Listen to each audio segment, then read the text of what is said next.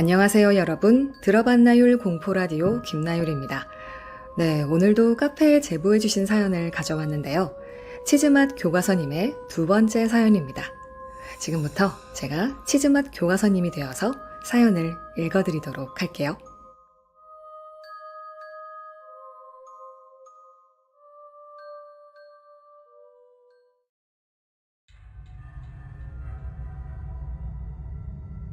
때는 고3 수업 시간이었습니다.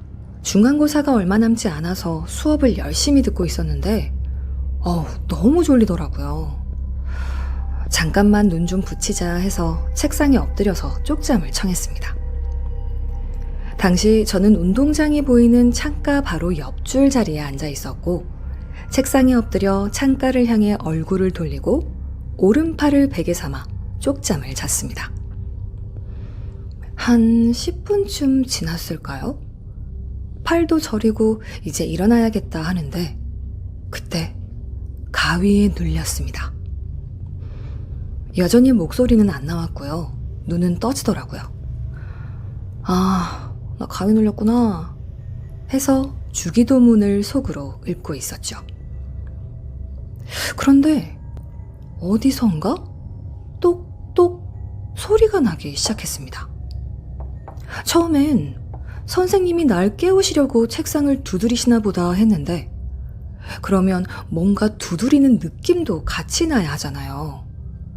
그런데 전혀 느낌은 안 나고 똑똑 똑똑 소리만 계속 들리길래 눈을 굴려서 어디에서 소리가 나는지 찾기 시작했습니다. 소리는 창가에서 나는 소리였어요. 교실 쪽이 아닌 운동장 쪽 창문에서 왼 손바닥 하나가 유리창을 똑똑 두드리고 있던 것입니다. 그 손바닥은 제가 자기를 본 걸 아는지 창문에 뭔가를 천천히 쓰기 시작했습니다. 처음엔 뭘 쓰나 했죠. 1, 5, 15? 숫자였습니다. 그날 날씨가 흐린 날이라 더 선명하게 보였던 것 같아요. 15라는 숫자를 반복해서 쓰더라고요.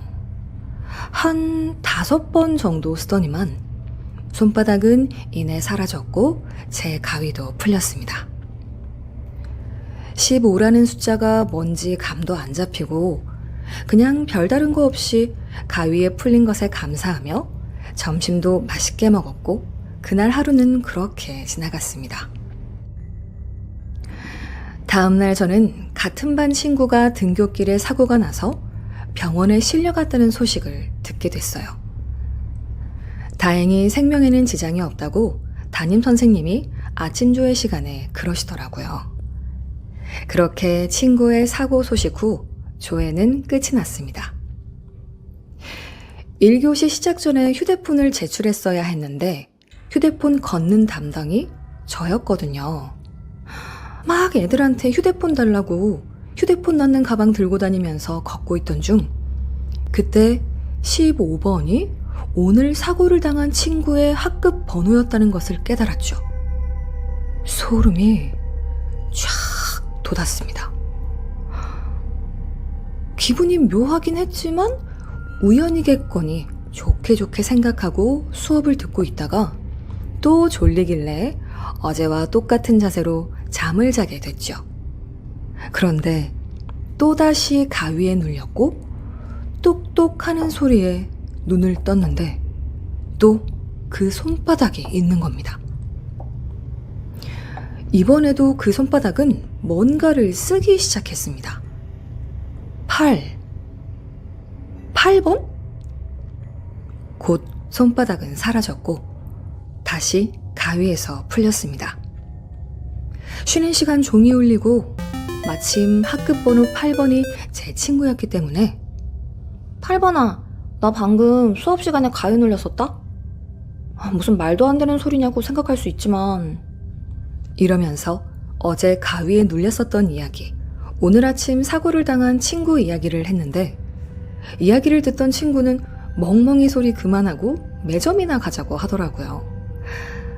기분이 찝찝하긴 한데 불안불안한 마음으로 그렇게 또 하루가 흘러 다음 날 제 친구는 사고를 당했습니다.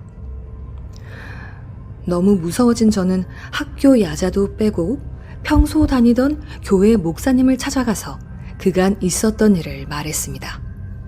그리곤 목사님과 함께 학교에 가보기로 했죠. 목사님은 교실 안까지는 들어가 보지 않으시고 저에게 제 교실이 어느 쪽이냐 물어보시더라고요. 그리고는 저보고 교문 밖으로 나가 있으라고 하셨습니다. 교문 밖에서 목사님이 뭘 하고 계시나 보고 있는데 허공에 누군가와 이야기를 하고 있던 목사님은 잠시 후 저벅저벅 교문 밖으로 나오시면서 볼일 다 봤다고 집에 가자고 하시더라고요. 집에 가는 길에 목사님께 여쭤봤죠. 무슨 일이 있던 거냐고.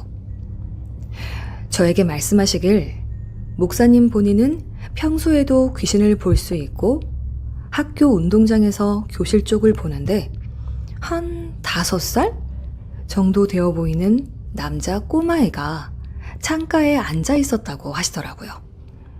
그리곤 가위를 걸리게 한 게 너냐, 왜 사람들을 다치게 했냐, 이것저것 막 물어보셨답니다. 그러면서 저에게 내일 아침 등굣길에 편의점에서 초코바 아무거나 하나 사서 가지고 있다가 야자 다 끝나고 교실에 아무도 없을 때 집 가기 전 창가에 초코바를 두고 집으로 가라고 하셨고, 그렇게 목사님과 헤어지고 다음날 야자 후 초코바를 창가에 두고 귀가했습니다. 다음날 학교에 와서 확인해 보니까 초코바 포장지만 남겨져 있었습니다. 다행히도 그 후로 가위에 눌리는 일도 없어졌고 다치는 친구들도 없고 사고를 당했던 친구들도 건강히 학교로 돌아왔습니다.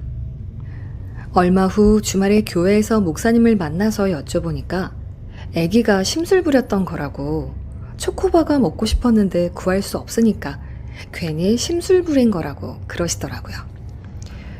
그 후에 간간히 아기가 생각날 때마다 초코바랑 사탕 몇 개 챙겨서 창가에 두고 가면 다음날 포장지만 덩그러니 남겨져 있었어요.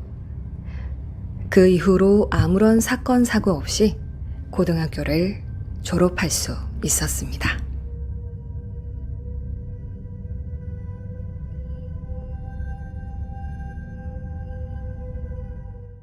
오늘도 카페에 제보해주신 교과서 맛 치즈 맛 교과서 카페에서